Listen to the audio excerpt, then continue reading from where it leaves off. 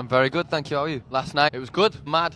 It's kind of developed quickly over here for us, so I know it's our second time here in like 6 months. People want us to come back, and they put the briefcase money on the table, say, do you want to come over? And we say, yeah. So like, it's the last show, and we've got one tomorrow in Sydney, and this is our second headline tour, I think, here. So for it to fly up that quickly, the tickets to go that quick. Triple J and the stations out here they were picking what singles they wanted. So we'd promote a single back home, say like Soundcheck or 7, and then they'd start pushing like Postpone or whatever they wanted out here. They just chose what singles they wanted. So it was good. Like, so they pushed the band for us and like took it up quickly, and it took us longer than 2 headline shows to sell out back home. How do I hear about it? Well, yesterday we all left our jackets and that, thinking, right, we can dump a load of clothes now because we just left the UK, and it got here and it's freezing. So this time that bit, but other than that, nah, you can't. It's class. But where we're from, like, you come over here and it's roasting. It was roasting today, but it's gonna go even colder than this now. I guess the crowd make it. So Devon's always been a strong one. Twice here in particular, twice again. I think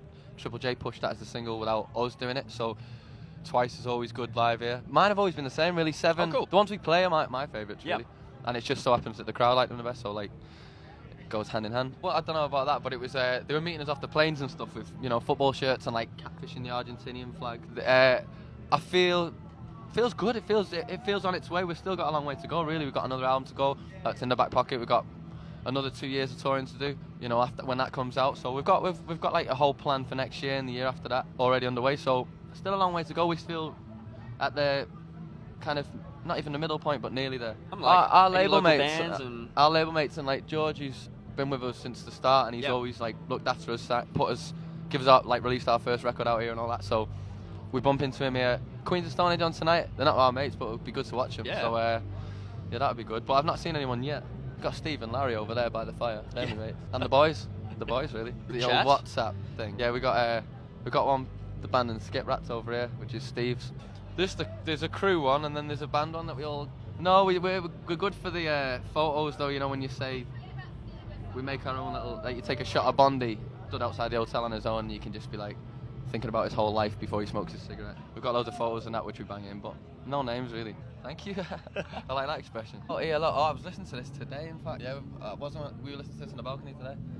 It's a good cover, that as well, isn't it? Larry, which one of these do you want, mate? I want this one, Bond and Bond. Jeff Lynne was on our flight, me and Bondi's flight, a couple of weeks ago, and we were rehearsing in a room next door to him, and he was playing Evil Woman. Oh. Hello. Like your setup, by the way, you've probably got the best We've done all right, haven't we? By a mile. We've got the backstage areas all premiering rooms, aren't they? But they've emptied them all out. Little Lenny Henry cardboard cutouts popping about everywhere. The best. This slot as well we've got tonight, we were just talking about, I wonder what time the sun will go down, play, and the sun's just kind of still there, and then halfway through the set, the lights start coming in, the sun goes down, and it's really good then by the end of the set, innit? We've got one on this run with Sheffield, Don Valley Bowl. We'll do that again, make a bill of it, and our favourite shows to go to when we were growing up were those big, like 1 day full billers where you got your favourite band playing and then all their favourite bands playing, you know what I mean? So you were hearing a load of new stuff that you like not heard of, but you knew your favourite band was into, and then you're just picking up new bands all the time. Nothing like seeing your favourite songs played by your favourite band live outdoors, especially when it rains.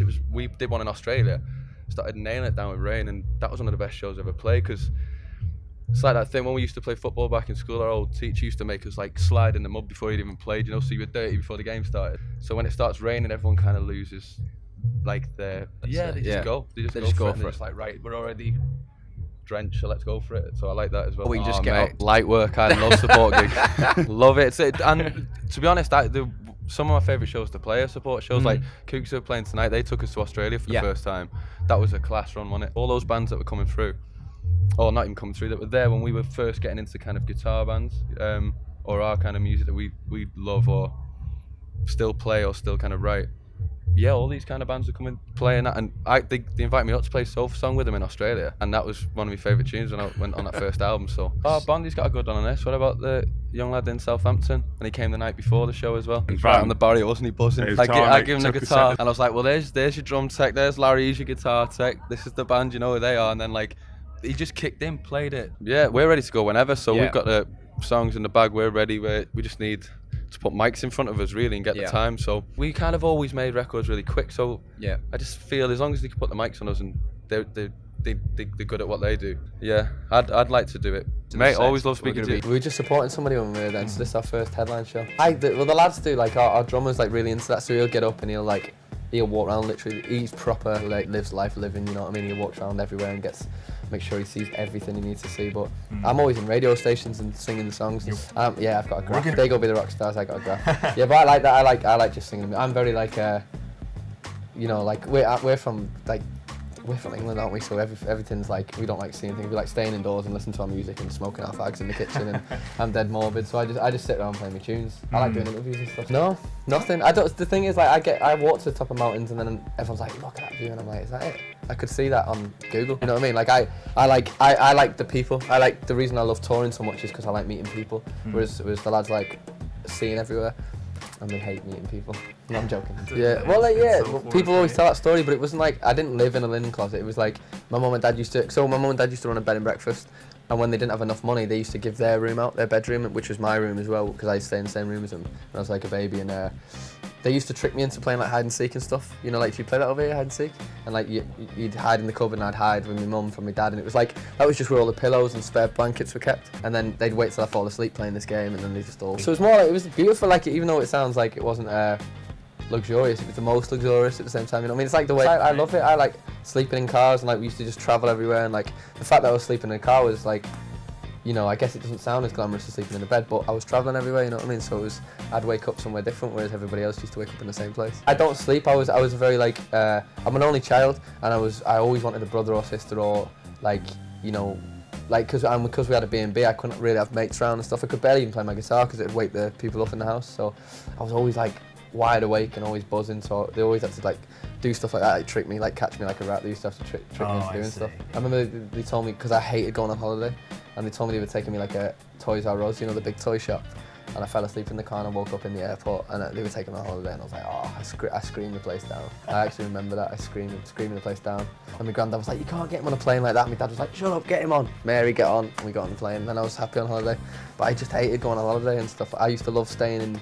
That's what I'm like now though, like, it's really hard for me to go on tour because I live in a place called Chester with my best mate who's our guitar tech, and we've got a kitchen there, and we just sit and smoke in the kitchen, listen to music all night, and it's like, you know, when you got a vibe that no one can touch, your little place, but it's just like when you come off the road after like a year, like we came back after like a year of doing it, and we were absolutely dead, and it was just the best time. I don't know, they don't now, they don't follow me, they follow them onto the curl, yeah. But did I have it?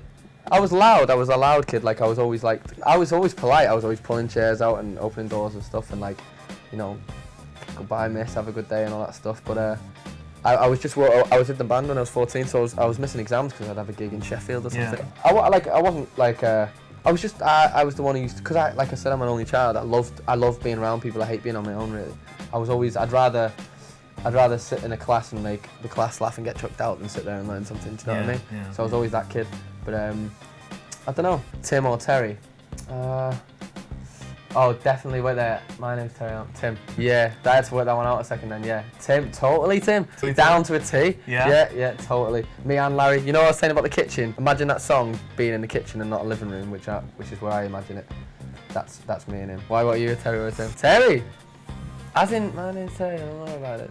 What, the one who guy's getting up on beer? How good is that though, that tune? That's a great question though. That was good, because if I wasn't a Streets fan, I wouldn't have known that, would I? That was my favourite question I've ever been asked in an interview. Nobody will know what you're talking about though. They won't find it. And that is the best question I've ever been asked. I love that question. Thank you very much for that. Van Morrison, for me, is the best band of all time. Van Morrison, for me, I like Van Morrison. He's got loads and loads of songs, and he doesn't really give a f***. He's a badass, isn't he? You know what I mean? He's just like, he wrote hundreds, I don't care. He's got so many tunes, and I've been to see him a few times, and he'll just walk off like he's having a ciggy break and bounce back on, like the band jam and that. He can take his songs all over the place. I like that. They are good. But it's like they must have been actors or something. I always say this. They couldn't have lived that close and had that good of voices and all been that good of singers. All looked the same. You know what I mean? Like, it's just like, how are they that good? Because the harmonies and that were quality. Live as well. There you go. Hello, my name is Van, and we're Catfishing the Bottlemen, and we're on Band to Band. Oh, right, I see. So it's one of those, like, who would you kick out the band and... Boom! If you were doing a pub quiz, what would be everyone's area of expertise? in the band.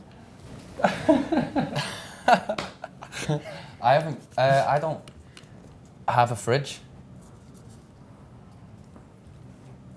Where can you get the best curry in the UK? Tame masala. What were you saying about it the other day? Was it invented in Glasgow? This guy undersold himself in the pub quiz. He would nail it. Favourite British slang is... My cousin's been saying it's one of them in it a lot lately. It's one of them in it. But that just means it's nothing. Yeah, it's one of them in it. Like, why'd you do that? It's one of them in it. If we could switch places with any band, which would it be? Yeah, you having that? Could I be the drummer? I like his grooves. That's in the boot of my car. A jacuzzi. I've got a jacuzzi in the boot of it. I've got a massive... You know, like, do you know Eddie Stobart trucks out here? Do you have those out here? What were their version of... You know, like the big kind of truckers that you drive across country? The big back bit. I've got one of those, but I take the truck off the back, so I've just got the top and the 18 wheel bit. So just there, I'd call that the boot. I've got a little cutsy with a rotating glitter ball hanging above it. And a DJ who's just constantly there ready to play. DJ Koozie. There you go. We've completed the jar. Ooh. Yeah, what's that one? First place I performed in front of an audience. Yeah, I give you. Now we have 99 seconds to plug. 96, We want to mention 95. new single is out twice off the album. That's pretty good. The arena tour back home sold out, so we don't need to plug that one. Going to Australia in a bit, Japan in a bit, Russia, but we're in the US, so we should talk about this tour. But this tour's flying anyway, so just a single really, just the one song for me. Twice, that's what I've got to plug. Finishes in a Rose Bowl. Sure, that doesn't like need- 90,000. Again in Wrigley Field as well. What else? How many seconds we got left? Bob, have you got anything to plug Fully. there? Want any little drums endorsements or anything? Lucas Aid, get in touch if you want to endorse us. There's my one. I'll plug that. Like the same thing, if you've not seen your mum and dad in a while and you come on, they're like, oh, look how skinny you've got, get a feed in you. You don't notice your audience, you're like, look how big it's got. You know what I mean? You kind of look back and go, I went to see my mate's band the other day, and have you ever been at Social in London, the Social? And it's tiny and it's like 100 people, and we were there like, well, not that place, but the Barfly, that size, literally a year ago. So it is crazy when you think we did 2 nights at Brixton in like, you know, a millisecond. So it's you know, it's odd, but it's the best. Yeah, how are you doing? I'm very good, thanks you. Yeah, I remember the Rock and Roll Bottom. It was used that got, you know, did you ever watch the wrestling? You didn't watch the wrestling, did you? The Rock Bottom, right? You know the Rock, don't you? His finisher was the Rock Bottom. It was used that brought this on. That was just a spit off the cuff, that, but it'd be more high flying, I think, now I think about it. More death defying. Yeah, I guess. Bondi would have been good about a move. He's normally good at stuff like that. I know, yeah. Yeah. There he is, look. He's coming through now. Boo him. For us, this record that we just made, we were consciously trying to make sure that we could take it live and it'd be very clear that it was us 4 playing on that record and then us 4 making those songs sound the way they did. Love doing these kind of things because this is how we started out as a band. Like, we used to play in pubs like this up and down around where we used to live. When we're playing live, I don't even think about songs or set lists or what I'm singing really, it's just about atmosphere. When you strip it back down to this kind of set where I'm playing the instrument I was writing the songs on, you've got kind of nowhere to hide with it, and it's kind of, you just hear everyone's parts for what they are, what everyone's written. You can think about music for as long as you want, but I think we think about playing live more, so everything that is written is to add to the set list and take out and hear people singing them back, and we've always just wanted to write the songs and get them out and see how people react to them. Mate, thank you for having us. Thank you very much. Yeah, it's been exciting. Portland's always been good. We always have like things go wrong on stage. Does anybody see us when we first played here? Do you remember that? Yeah, we had the, you know, because we've got UK pedals. We didn't have the adapters, so our guitar tech, who you've just seen, like kind of bought like the hotel vending machine ones, you know, like the adapters. And when we were playing on stage, because there was so much like oomph on the stage, bouncing around and stuff, the plugs came out, you know, while we were playing, all our monitors went off and we couldn't hear nothing. And that kind of thing always goes on in Portland, but it makes for, not always in Portland, but when we've played it, but it makes for a kind of 17-year-old version of us, you know. Yeah, exactly. So it makes for those gigs that we come off and we're like, oh, that was quality. That was like being kids again, you know. In a garage, yeah, well, kind of. It was kind of just like my mum and dad used to run a bed and breakfast, and in the back garage we used to rehearse there. But we had to soundproof all the walls because we had a full house of guests. Oh, wasn't it? Yeah, he lived there. He lived there for a bit.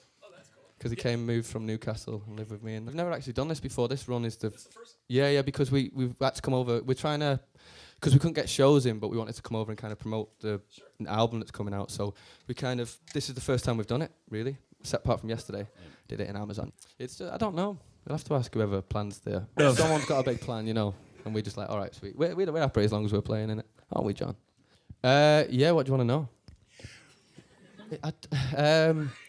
It's like I've always wrote the same. We've always, played the same. But I guess we've just matured and kind of found out, these kind of when you play open air shows and when you play outdoors, and we've been playing a lot of festivals, you realise that the sound isn't carrying enough. So you need to kind of, like Bondi said, put everything on steroids, put it back in the gym a bit. So the songs are just gone in that sense. They've gone bigger and wider. But the writing's not really changed much, really. I don't think.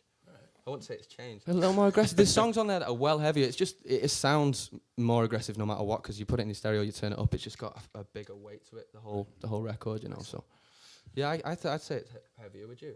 But that's the one you're playing now is quite like kind of upbeat and positive, but in the middle, it's got like a kind of end of the world guitar solo. After 9 years, what happens? I don't know. It's strange because it's just a perk to the job, stuff like that. Sure. We've always just based it on playing live, so selling tickets and all that kind of thing is what we're like. We sold a gig out here and we're buzzed off that.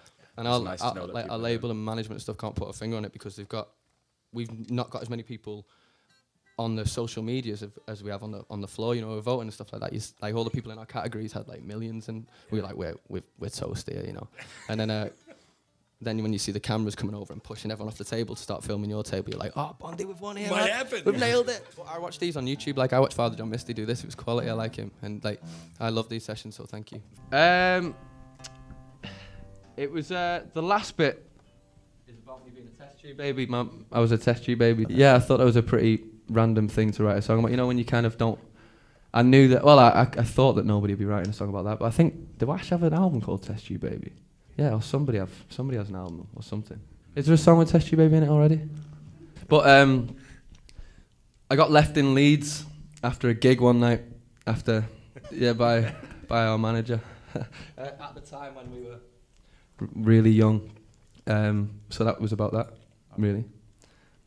Yeah, it's the reason you buzz off it so much. I think it's the reason why we always describe it as hilarious when we're on stage, because it's like a joke that doesn't stop getting funny. It's like the punchline doesn't stop becoming funny, because it's just strange, seeing that, especially when you go different places around the world. You get to Japan and you see them singing it and stuff like that.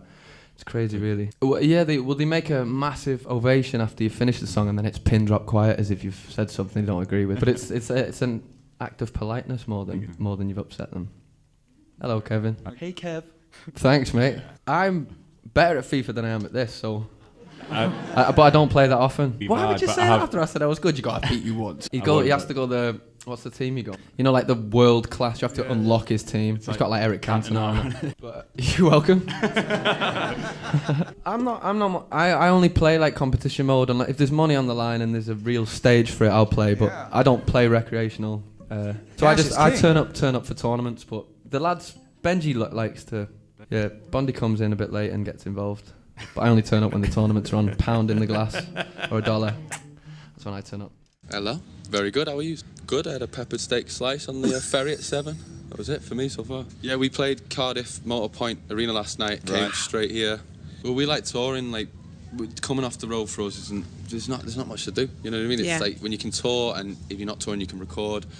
And then when the UK finishes, you can go to the US, we can now, with this album, been able to go to Australia, Japan, just been to South America for the first time. We've been there. They were meeting us off the planes with catfishing the Argentinian flag. Oh, it's class. And they're all outside the hotels. You go for a little coffee and a muffin in the morning, they'd all be following you and that. Is that good? We're good to go, sorry. Hello, we are Catfish and the Bottlemen, and you are watching Youth. Last night was chaos, wasn't it? It was really good. We didn't expect the crowd to be like that at all, because this is only our second time coming here. Well, we've been playing since the start of the year, pretty much, but we just did a big run in the US and then the UK, then back to the US and then straight here. So we've just done a load of, they were all a load of headline shows, really, and then so to come out and do a few festivals and stuff like that, and then see the crowd reacting, because you're always kind of playing to a new crowd a lot of the time at festivals anyway, because your own shows, it's people who've bought your albums and stuff like that, but a lot of the time you're trying to convert a festival crowd over. So to see that last night, and they were all singing both the albums, from start to finish. I think it feels nuts. I opened my presents with the pilot on the plane. It was I keep forgetting it was Christmas we got here, and then New Year's tonight. It's a bit strange, like Bonnie's saying, being out here for that. It's great. It's playing on this festival. Seen Jamie T last night. I got to speak to him before the festival, and I've not seen him live before. And he's on now. Can you hear him? You went to see him in Washington, didn't you? New Year's resolutions. Oh, I don't really think about it till about 11:45. Leave. I've loved this year. I've loved every year really, since the start. Yeah, definitely. I think we're always ready to go with the next album. So the labels and management, tell us to wait. So as soon as they give us the green light again, we're straight away. But I know we've got like loads of shows planned next year.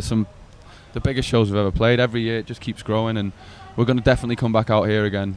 Because the shows, we've got our own headline shows after these festival dates, and two of them, one sold out and then got added an extra night, and the one in Sydney sold out, and then the venue got upgraded and sold out again. And the stations have been playing the records loads, and yeah, we definitely want to come back, capitalise on that, and make the most of being able to play out here. And yeah, we're going to play a load of big shows. But yeah, as soon as we get a break in between them, a little green light off the management, they say go again, we'll go again. I don't know when the date is, but when does it all start? When are your festivals and stuff like that? Because like usually festivals at Christmas, we're still white belts, aren't we? Really, get your ciggies at duty free. So the sleep thing, start getting yourself into the sleep pattern early, like a week before. Start going to bed like opposite hours. We've all just been sat up just staring at the ceiling last 4 days. It's weird, Australia, you can't get on the clock or off the clock with the sleep pattern. In America you can get used to it pretty quick, but Australia's just it's weird. How's it going? We've done it a few times. We did this before. We did ACL before.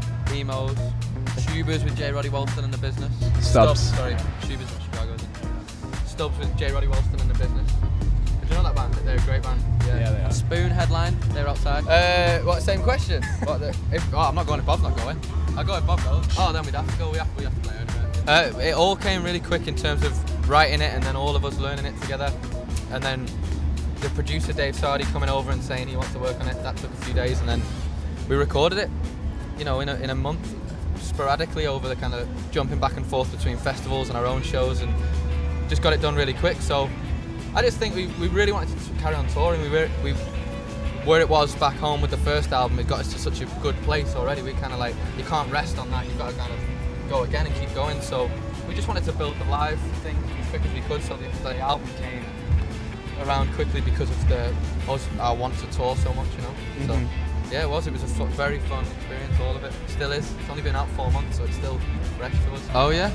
They like that line. We see people, I meet a lot of people after the shows who ask me to sign stuff, and the lads to sign stuff and put lyrics down, stuff like that, and then they'll go get them tattooed. So when you see them the next show, they'll be showing you that in the crowd, like, get on this. So yeah, it's a mad feeling really to see the words that you've been writing on, people belting them out and arms out, any feeling, like whether they're reciting it or quoting it or getting it tattooed or singing it live. It's just it's crazy that people are on the same wavelength, because it's just about the same kind of feelings, really, isn't it? Yeah, they'd all make their own t-shirts. It's full family. Where is that? They always come to shows. They always come to our shows, and there's a full family of them, and they make all their own.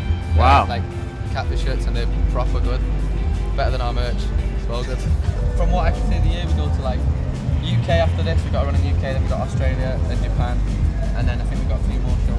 Yeah, because this one's only been out 4 months, so and we're still already thinking about that. It's like what Hulk Hogan trains in. It's like official wrestling gear. It's what he trains in. Hello, Bond. We do, don't we, Bond? Thank you. What are the major feels? We've not heard that expression really, have we? Lyrically or just in general, what's it mean to us? Is that what you're saying? In general, it's the same as what it was with the first one, really. It's just writing songs to be taken out on the road. We always write songs to be played live, not, kind of, if we get on the radio or TV and any of that stuff, or sell loads of albums, then that's just a perk to it. We've always written songs to play live shows. So in terms of the way it was written and what it was aimed at was always the same thing, wasn't it, really? Just filling up venues, making people... I guess lyrically, the first album was more... the people I was writing about were 5 minutes away from me, whereas now they're kind of always hours away from me because I'll be in Philadelphia and they'll be back home or wherever, So lyrically, I guess the distance grew in it, and then that made the sonics, the sound of it, grow a bit wider. I think just all round it got a bit bigger, a bit more cinematic, the sound, and a bit more simpler, I'd say. Simplified it, made it, tried to put a lot of weight around the music, so it felt big. You know, it felt like a big. For it. As long as it takes to listen to it, that's how quick they kind of come. Really, it's that as soon as we've got or I've got like a kind of blueprint of what I want the song to be about, or who I'm writing about, or where I'm writing about. It just comes naturally because I don't try and. I never try to be poetic about it, or what's the word when you try and disguise something. It's very like mean what you say what you mean kind of stuff. So it never takes long to write really. But 7 was the first one written for the whole album. That's why it's the first on the album. The first one we learned. First one we played live. Probably my favourite. And the first line is about Larry, who's our guitar tech. He's over there, like our best mate. Yeah, it opens. I think it's the first album that we know that opens with the word Larry. So he's pretty happy with that. You know what I mean? In Twice is more like about falling for something twice, then not doing it the third time. Do you know what I mean? And like kind of being okay with the people's kind of idea of the finer things in life. For me, it's like red wine and steak, but for me, it's kind of just sitting on my washing machine having a smoke with the music on. So it's kind of appreciating being idle for a bit. I think having days off and that one. But were you going to say dead end jobs? Did we have dead end jobs? It was a long, 15 years of all our past. We had to go back to when we were on holiday at like 9 or something. Nuts. I don't think you can pick a team. It's not. If you're saying Team Oasis, it's both of them, isn't it? But it's the pair of them. I love his voice and I love Noel's songs, so it's one of them really. That was my favourite record of Oasis as well as that one he did. Don't mind those comparisons though. They're both decent. I loved them growing up. Every year with my dad, I used to watch like this DVD, Van Morrison. I think it was live at Montreux in 1980, I think, and he opened on this kind of 7-minute rendition of the song Wavelength, and it was kind of massive crescendo of noise, and then he just brings everything to a halt with his hand, and the band just stops, and it just drops in him singing. So that's one for me. I watch that every year when I'm at home with my dad. You know, for Christmas, New Year kind of vibe. Always have that one on. Oh, I'm not. Bondi's the guitars, man. I get. There's a guy in Sardi's studio where we recorded who's like kind of Sardi's turn to, basically. Oh, and he just fixes everything, builds everything. So I get really cheap old Fenders and then get him to customize them up. I'm really simple with guitars. I just have one volume knob, just up and down, louder and quieter, and that's it. Just play chords. Bondi's the man with the guitars. We go for a little smoke together, don't we, and put the music on. Yeah, we kind of. You're already, as soon as you wake up, you're prepared for what you're about to do, really. So, just always, as soon as you wake up, you're excited to play. So the rest of it's just kind of biding time until you actually, go and rock it. No, it was always around, because it was around. Where did that come from? It was always around, an alligator was always around. As in, not literally, like, as in the artwork. Yeah, we were recording, there was alligators everywhere. I kept driving past this bar in New York on the way to see a friend when I was writing, and it was called the Alligator Lounge. And and when I was writing the songs, I never had anything, so I used to call the demos the Alligator Lounge because it stuck in my head. So when it came to the album, that was kind of floating about, and then it became The Ride because of the lyric in the last song, Outside, on the album. Yep. So yeah, that was just kind of what the demos were called when I was demoing, so I needed to name them something. So, but the alligator was for that, the demo idea. Hello there, we're Catfish and the Bottlemen, and coming up over today's show, we're going to play you some of our hottest and freshest and biggest hits via music video. It's going to be good. Here's what's coming up. Nice one, Jackie. Kicking off the show first, we're going to play a song of ours called Hourglass, and we're going to coax you on slowly with a little acoustic tune. Reason being because Sir Ewan McGregor's in the video. Hope you enjoy it. Oh. We'll be back soon. Hello, my name's Van from Catfish and the Bottlemen. You're watching enemy.com, and this is the tale of Cocoon. I went over to New York and I was like 21, and it was like the first time in my life I'd ever been like proper like, are you fucking for real? Do you know what I mean? 21 and in New York, ringing my dad from this mad apartment and that, and I was writing out there, and I was out there like writing tunes with people, and I kind of got these two tunes together, and one of them was Hourglass, which is on the album, and one was Cocoon, and I started writing it based on, like, I was on this balcony just having a smoke overlooking like the whole of New York, and I was kind of like, I want a song that kind of feels the way this looks, like this size, you know what I mean, like an enormity, and a song about, like, I'd just got to New York just by writing songs in my bedroom, you know what I mean, like, my dad had never been in there, and been to New York just based on something he'd earned, and my mum and dad, you know what I mean, so they were mega proud, I was dead proud, and like, it was just a kind of tune about like fuck what anybody else wants for you or what anybody else thinks you should do. Life's whatever you want, you know what I mean? Just be, there is no right or wrong way of doing it, so you be you and let your mates be whoever they want to be and your missus be whoever she wants to be, and don't, you know, don't worry about it. So like, it's just a tune about looking that way, and anybody else is looking that way, fuck them. You, as long as I'm on this trip and somebody else on it with you, I'm not arsed. So Pacifier's good live, everyone goes ape shit to Pacifier. That's like being behind the decks, never, not a guitar, it's like people rave to that one. But Cocoon is the one where like, people, that's where everything goes, you know what I mean? That's like our Dakota. That's that lose your shit moment. So yeah, I like that song, that's the one that, you know, put us on the map, I guess.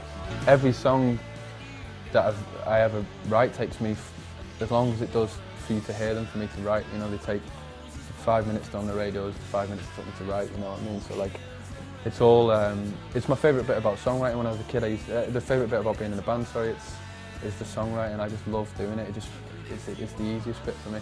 Because it's so, I love it so much, you know what I mean? It's like Messi scoring goals, he loves doing it, so he'll do it week in, week out as much as he can. And whenever I'm at home, I try and do that, you know, write as much tunes as I can. So yeah, I love it, and it comes really easy, comes really natural. I don't lie about my stuff, you know what I mean? So mine's easy. Once I know what I'm writing about or who I'm writing about, I'm away then. I don't use poetic words to kind of disguise it and things, so very straight to the point. So if I've got a agenda, I'm gone. It's the first time I'd wrote a full song with a mid-late and stuff, because Neil, like our manager, used to always say to me, you know, because all our songs used to be like Kathleen, like 2 minutes short, never had any mid-lates or solos in, and I just thought mid-lates and solos just got in the way of the third chorus. I thought it was what, you know, Ronan Keating did to ruin his songs, do you know what I mean? Like, and they were always the bits in songs, so it was the first time I'd ever wrote my first ever mid-late, and I like that mid-late. So yeah, I think it's probably my favourite song off the album as well. It's the one that got on FIFA. It's the best. That's the best thing. That song gave me the most joy out of any song ever by getting on FIFA. That was my single at the moment favourite thing that's ever happened to me. Well, since the album's come out, it's allowed everything to just get like much more widescreen. You know, the shows have all moved to outdoors, or like we've not got roofs on the buildings we're playing at. We did one in Castlefield and one in Bristol already, doing one in Newcastle in a few days. Yeah, we've been making like kind of mini festivals and then like making it a whole night, opening the gates early.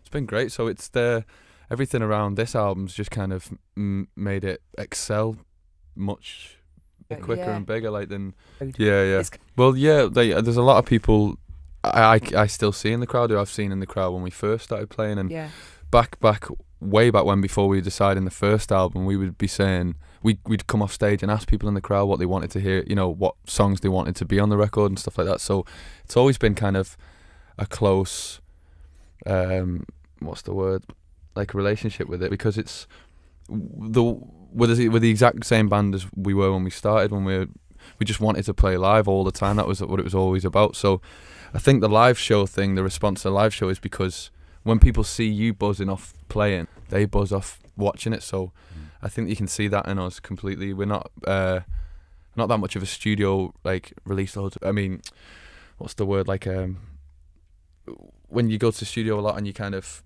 love just kind of releasing the music, we prefer to just get on the road again. So when I'm walking on, I'm most comfortable on stage more. Like, I prefer that. It's harder for me to sleep than it is to go on stage, you know. I'm full of energy all the time, always full of life, and and the reason why I kind of love music was I love the lyrics and seeing everybody go nuts singing them. So it was always about that kind of you know, when the singer of the band would say jump and you should just with your mates going how high.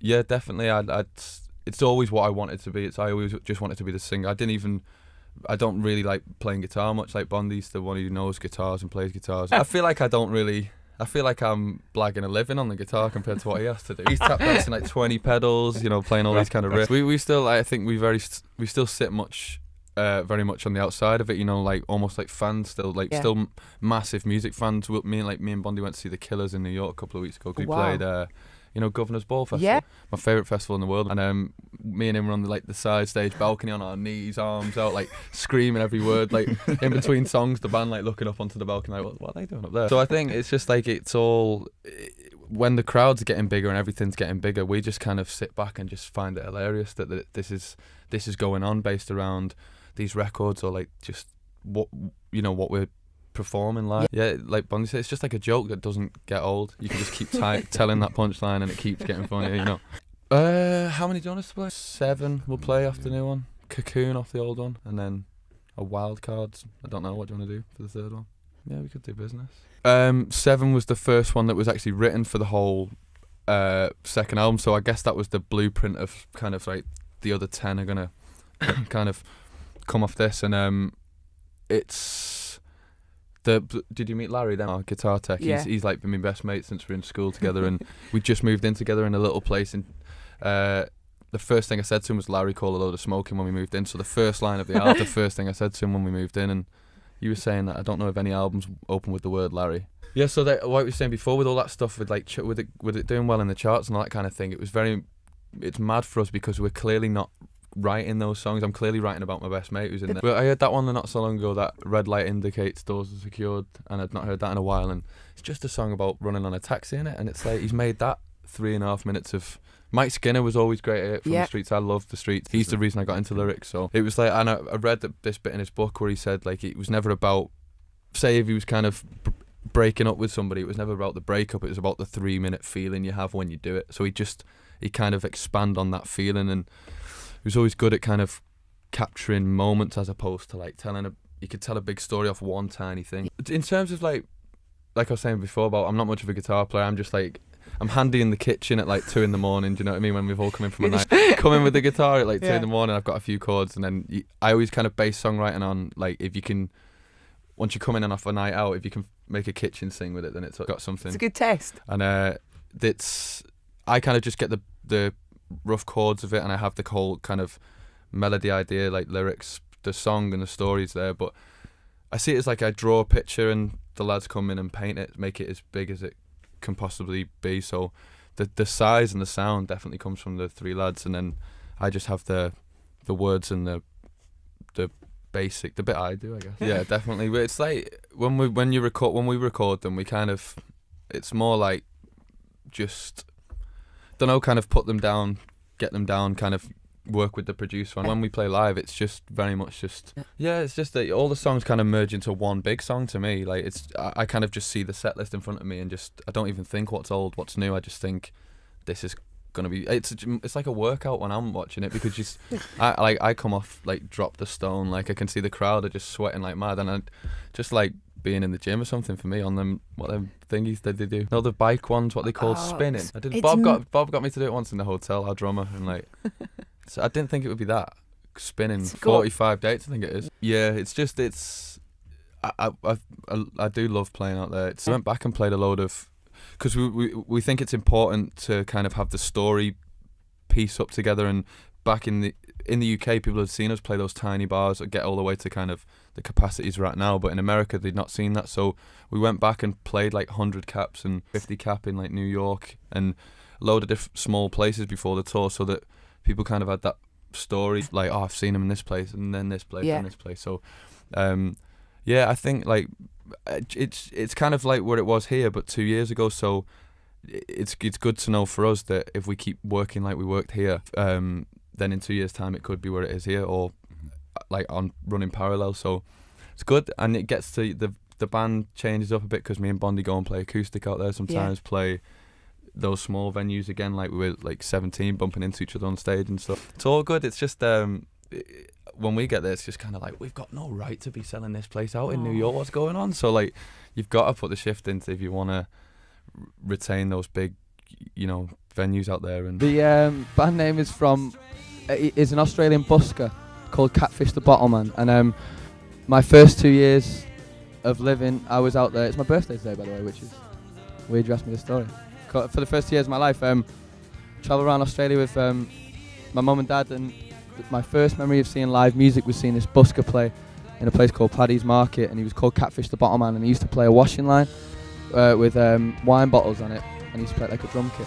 And we met him in Australia, and he came to a radio station and kind of surprised us, and I was like, please don't sue us. But it turns out he was very humbled by it, and he found it flattering and let us have a go on his apparatus.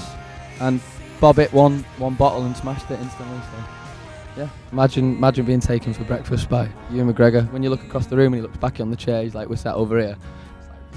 You know what I mean? It's like a movie. He's always wanted to be on the music side. He loves playing music. He loves listening to music. He's very into his bands and stuff like that. So I think we'll do more things with him in the future because he's a genuinely good guy. He's a fan of our band, and we're a fan of him in every way. So just one of them things, really. Just a good laugh. He's just a great guy. So it's good to do anything with him, really. So. If you put that like close to the cameras, it'll look alright. Do you know what I mean? It's right close. Just grateful. Changes the game and stuff like this, doesn't it? In terms of like recognition and stuff. So very excited to see what comes next.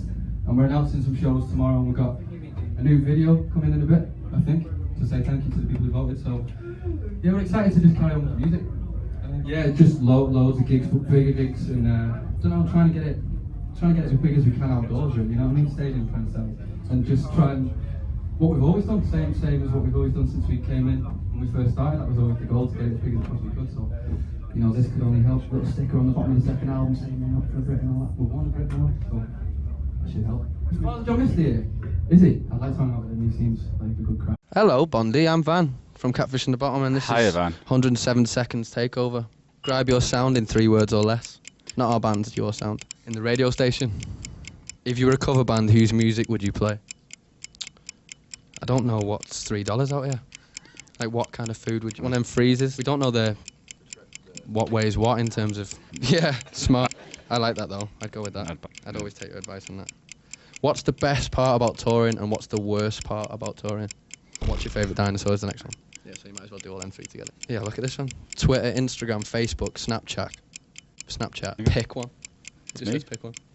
Hello Brazil, I'm Van, and we're from Catfish and the Bottlemen, and you're listening to Oitenta Novi, the Radio Rock Viva o Rock. It's the biggest thing we've done in London, and the tickets have flown. It's like 30,000, something like that. Yeah, so I'm classing that as a little stadium run. They're always our favourite shows when there's no roof on the building. You can see as far as the burger vans. It's full of people. It's a big outdoor circus. I like them when it's a full. One-day festivals are kind of my favourites, really. I've never been to one in Finsbury Park. Our drummer, Bob, he lives down in London now. He runs around it every morning. I know, it said you can't run that morning, mate, it'll be shut. We're closing it down for the night. I think this album hits a year on the 30th, which is Larry's birthday, and he's the first word on it, which is weird. So that hits a year in a couple of weeks, and then after this, all the touring runs are done. We can come back and record. But yeah, as it stands, we've got the next one ready to go, but we just need some time to record it. We do this tour, then we go back and do arenas in the UK, then we do Australia, Japan, a bit of Russia in the middle, a bit of Spain in the middle, and then come back, do Green Day run at the end of the year, and then at the end of the year I think they'll let us go then. I think we'd like to record something first, get in the studio first and start fleshing out, because it's always better to put some out than have like a little YouTube version out in it. So I think we'd like to get stuff recorded first, but we'd like to play stuff like that. Was at the end of the year. It was the biggest show we'd done in London to that date. It was Wembley Arena, and it was kind of, when you play Wembley back home, it's kind of for your folks, and then for my dad and then his dad to come. He was stood there, and it was kind of like, my granddad was there, his son, my dad was there, and then his son was stood on stage, and he was just looking at his son, and looking at the crowd, and looking at me, and going like, what's going on here? Physically seeing like the generations passed down, and all the work he's put in, all the work my dad's put in, and all the work we've put in, because my dad was driving us around before we could drive. He'd drive to work up like 2 hours up the country, and then come all the way back for us 2 hours down the country, then drive all the way back to the same place for work, come all the way back, drop us off school, they go all the way back to work. So he was doing that for like a year, 2 years, 3 years. Yeah, he still tours around now. My granddad, he's about nearly 200 now, I imagine. He tours around playing like Irish folk music and plays the fiddle. He had a stroke a couple of years ago, and doctors were saying, not going to be able to play music, won't be able to walk. Like straight on the ferry the next weekend, out playing the fiddle. He's a tough man. No, he's been playing. He's a machine. And he loves music. He just loves music. So he's real proud that I did that. But he's called Jerry, my granddad. So we always call him Jerry Hendrix because he's pretty handy on the fiddle. So put him through a little distortion amp, see what he can do on the fiddle. Epic. Thank you very much. Sound like our tour manager. Thank you very much. Me and Bondi were talking about this the other day. Like, since having all these meet and greets, we get a lot of people telling us how many that they started a band because of it. So it's strange, isn't it? It's exciting. It's quality. Yeah, that like being told by somebody that you've admired, or hearing like just a crowd member say that, oh, I met my girlfriend because of this, or this reminds me of that, or do you know things that the songs have touched people in some kind of way, just to make people get up and feel something is what the goal was, the aim was. So it's good to hear it. The feedback is that.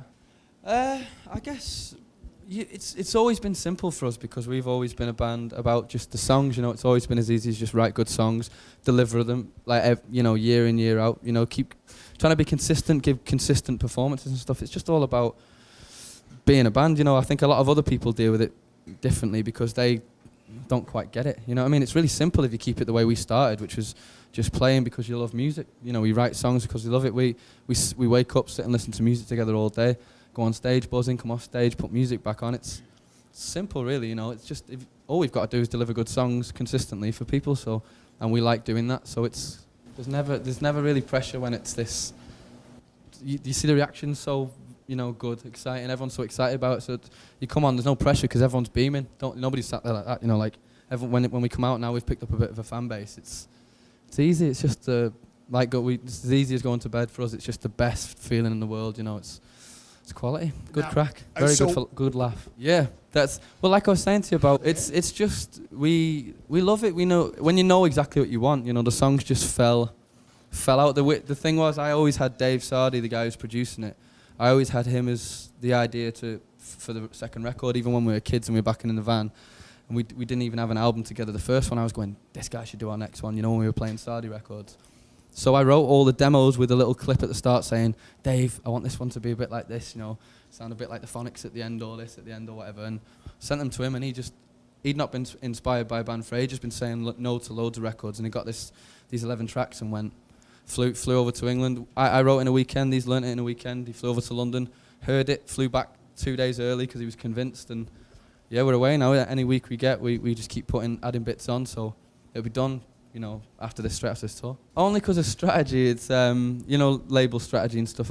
It's good for us because we had a staggered release last year where we did the album in the UK and then it came out in America, but this year the label is getting so excited about it that they're joining together and they're going to release it at the same time. So I think, you know, not too long after the new year, really quick, you know, we're gonna try and keep coming quick with the albums every 2 years, something like that, deliver an album every year or two. Phonics. It's like our bands did, you know, you were talking before about how easy it is. It's just, we know the gap that we were missing as music fans. You know, we used to go to all these shows and these meet and greets.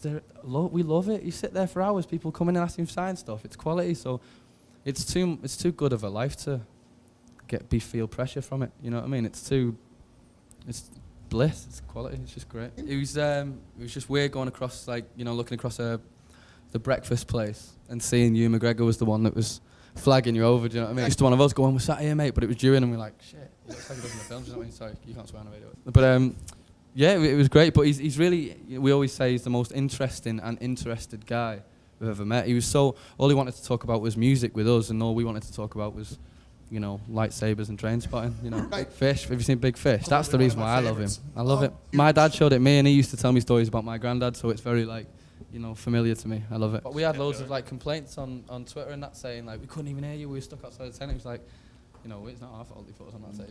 Yeah. They're new stuff, they're proper grooving, like, we had just perfect for where we were, playing amphitheatres in Australia. It's good. My one, I think recently going out, we had a month in LA with Sardi, you know, we got out there, and that, going to his house, and we're just recording, knowing what we're onto, and everyone's so, because none of the label have heard it, nobody's heard it except us four, our little crew and stuff like that, and our little close Nick is so excited, but everyone else is just hearing what we're telling them, and we're like, it's gonna destroy the last album. You're gonna be embarrassed about that band you signed. I can't believe you signed those when you had this band. You know what I mean? Like, so, just the idea of knowing that what we've got in that little, well, not little, but his place in LA, we're cooking up something good there. So I just keep waking up with this feeling of, like, I feel like we're a support band, and the band that we're about to come out as is the headline band, and our fans are acting like we're an arena band now. You know, the way they react at the gigs. So it's just exciting for us to see where it could go. Hello, thank you very much for having me, mate. Pleasure. Thank you very much. How good are they, by the way? Do you like that? No, they're amazing. I know. No, they're amazing. Like, I've just been bumped into them again for the first time in a while. They tried to get us on the whole tour, but we couldn't do it, like, because the routing didn't work, and, like, they're amazing. I went home, got their album. I just told them that they're on the UFC, you know, the UFC game. They didn't even know. They're like, dude, I've been hearing you all over FIFA. And I was like, I've been hearing you all over the UFC. I dabble. Conor McGregor. I'm not into UFC, but I'm into Conor McGregor. And Michael Bisping, because he's good on the game. Do you know him? Conor McGregor. Do you know Conor McGregor? No. Irish fighter. No. Oh, mate, he's amazing. He's like, look him up. His interviews are hilarious. He goes like, 3 men died making this suit. An elephant died making this watch. And he like comes in and he goes, this is the McGregor division. You know what I mean? And he goes, we're not here to take part. We're here to take over. He says that to all his fans because he's a big Irish madman. He's amazing. Gangs of New York, ponytail, full suit. He's amazing. Manny Pacquiao's my favourite, but out of the two, because I think Floyd Mayweather's like daft. Like Muhammad Ali, when he used to do that talking stuff, he was so intelligent. He could sit on a talk show and outsmart anyone. He could go do a speech in a university, you know, like. Right. But this guy, I don't know. I don't think. He's not dumb because he's a great fighter. You know what I mean? He's a brilliant fighter, but he's not fought giants. You know what I mean? Mayweather will win then. If he's got time to be writing songs, then Mayweather's gonna hammer him, isn't he? You know what I mean? I've not even got time to write songs, and I'm a songwriter. You know what I mean? If you're boxing, you're writing songs. Get in the gym, mate. He's coming out to his own song. Well, he's clever because he'll get PRS for that. The royalties. Pac-Man, clever man, unbelievable, mate. Like rich beyond my wildest dreams. No, mate, amazing. Like you've been playing us on the radio, you know, like to come out here and like to play to a crowd like that. They were like so nice to us, you know what I mean? They were into it, and it was just great, you know. Like we can't believe our luck, you know what I mean? We're very like we feel like we've earned every bit of it, grafted for everything. But at the same time, you know, when you ring your dad and he's like, "Where are you?" and he's walking the dog on the beach in the town you grew up with, you know what I mean? And like it's nailing it down with rain on a little, you know, like a little tiny cul-de-sac wherever he is, like just off where we used to live and that. And you know, you say, I'm just about to get on a plane from New York to Richmond, and then we're literally just flown here, and then we fly to Philadelphia tonight. And it's like, that's why I love doing interviews. You know, you see, like, hear about these bands not liking, I've got to talk to the press and all that stuff. But like, you're being flown. If someone goes, I want to ask you what your band name's about, will you come to LA? And I'm like, of course I will, mate. You can ask me all night. You're bringing me to LA because of my music. I'm so grateful for that. So you playing us, putting us on these big shows, you know, it's amazing. No, is it? Don't tell me that. No, Bob gets it all. Bob's the one who gets it all. He's got the lovable hair. Everyone wants to stroke him and that. Do you know what I mean? I don't get that stuff. Is that right? No. I go kiss some babies then, sign some autographs. Like, I love them. Like asked Dan, our tour manager, asked if there's any band fan art of us. Bad fan art of us. He's just asked if we have any. Like, he saves them all on his phone. He thinks it's amazing. When we went to Japan, they made us like voodoo dolls of ourselves with the like. Had Bondi's hat, had my necklace on it. Like I've got like a necklace that my dad gives to me when I was born. Like, that's they had that on it. You know what I mean? And like, just great. It's so funny. They printed. Do you know Larry? Do you know Larry? He's our guitar tech. Just like my best friend. He's not even in the band. He's just my guitar tech who like comes around the world with us. And they printed his face onto M&Ms. Like in the bag, and give him the bag, and he just opened him and his head was on him. Yeah, I'd eat him now, not even if he wasn't a peanut, you know what I mean? I don't know, mate, I love it. We were, like, in the place we've just moved to, the same guy, me and Larry, we've just moved in together, and we, you know, like, if we bump into fans and that in bars, we like buy them all around the drinks and that. I love it. I love everything about being in a band, you know what I mean? I don't know why you wouldn't embrace the whole thing. It's the best. Could die tomorrow and have not done all this stuff, you know what I mean? I love it when people bring it. Yeah, it's just like, I don't understand why people would, you know, go. I'm not an artist, so do you know what I mean? I always say I'm a football. I just played Sunday League football, which is just like if you're terrible at football, you know, like school kids. That's me. But I was alright at singing. So I'm not an artist. I don't think I'm like the music was sent to me spiritually or anything like that. Just like you, it's like playing FIFA and eating Dominoes and all that stuff. Just like being around people who are positive, and when people like, they bake me cakes and that. Of course I'm gonna go, you know, meet them and that. They're all like, people are always like, you know, there's queues of fans out the venue and stuff like that. Do you want to meet them? They've got your cakes and that. I'm like, of course I want to meet them. They bake me cakes. Why wouldn't you want to meet somebody who baked you a cake? For me, it's just lyrics and beats. It's weird. Like, I just love lyrics and I love drum beats, stuff that make you feel something in there, make you feel something on your hips. You know what I mean? Something that makes you want to move and something that makes you feel deep. I go to bed at night and I can't sleep because I've got a song idea that I'm buzzing about. You know what I mean? I can't wait to wake up and tell the lads about it. You're not going to get noticed unless you go bang down doors. And we were got about 4 or 5 years into being in a band and no one was coming signing us. So we just went and got a generator. And then we used to turn up at people's universities when they'd be like eating their lunch, just in ninja mask and play songs. And they'd be like, these ninjas are pretty good, do you know what I mean? That's where you get your lifelong fans, you know what I mean? So we did that for 4 years before we had a record deal. So you're like, there's a 40-year-old man upside down naked to our music. What's going on? Bob's the best though. Bob's been playing since he came out the womb, Bob. Because he's quite quiet, all our fans are like, oh my God, Bob Bob's a badass, he's dead mysterious and that, but he just loves playing drums, you know what I mean? That's his thing. Kathleen was a song off our first album. It just sounds like a group of young lads in a garage, and it sounds like the Arctic Monkeys, it sounds like the Strokes, it sounds like everything you've ever heard before. When the chorus comes, it changes from like this really placid, kind of chilled out song to like chaos. I love that song, it's a nice song. Don't ever sleep on a British Airways flight. Blink and you'll miss it, they're the best. Them smoothies that they give you, the best smoothie I've ever had. Every time I got on a flight, even if we're not in business class, I've always got a dead nice member of staff who's just like, there you go, love, enjoy that, and I want to play that. Woo! We've always been on the road, you know, we played 6 times at least a week, so we've not lived anywhere for a long time. We feel like we've grown up on the road. We wake up, play music, we fight over music, then laugh over it, and then drink over it, and like that's what we do every day. Somebody tweeted us saying, Catfish and Bottommen aren't there to show people how to reinvent the wheel, they're just to show people how good it rolls, you know what I mean? The last song of the set is a bit of a wig out, so it'll be a bit freakish doing that on the guitar. But everything's written on the acoustic, so it's fairly easy to kind of bring them back down to. We got a song called Hourglass, which is acoustic on the first album, which was when we first wrote it electric, but stripped it back over time and kind of stayed that way. Yeah, so there's that one. Thank you for playing it at the station very much. They were written when we just kind of came off. We recorded it in between touring, but it was written around really quickly. It all came together. When was it? And it was really quick writing it and then learning it together, and then the producer picking up on it. So by the time it come to recording it, it was just like put mics on us and press record, because we'd all learnt them as the band and got them how we wanted it to get them. So we don't really go into the studio with no ideas finished and stuff like that. You know, like it's always ready, like a full album's ready to go as soon as we step in there. I always kind of describe it as like I kind of sketch it and they paint it, the lads, you know. So like I come in with the blueprint and then they build the house, so to speak. So they make it sound as big as it is. I'm the boss. The gaffer. I'm the boss. Hello, we are Catfish and the Bottommen. My name is Van. Meeting who would make you nervous? Meeting who would make you nervous? Meeting the who wouldn't make me nervous. Meeting who? Who would make me nervous? I've only got 88 seconds to do this.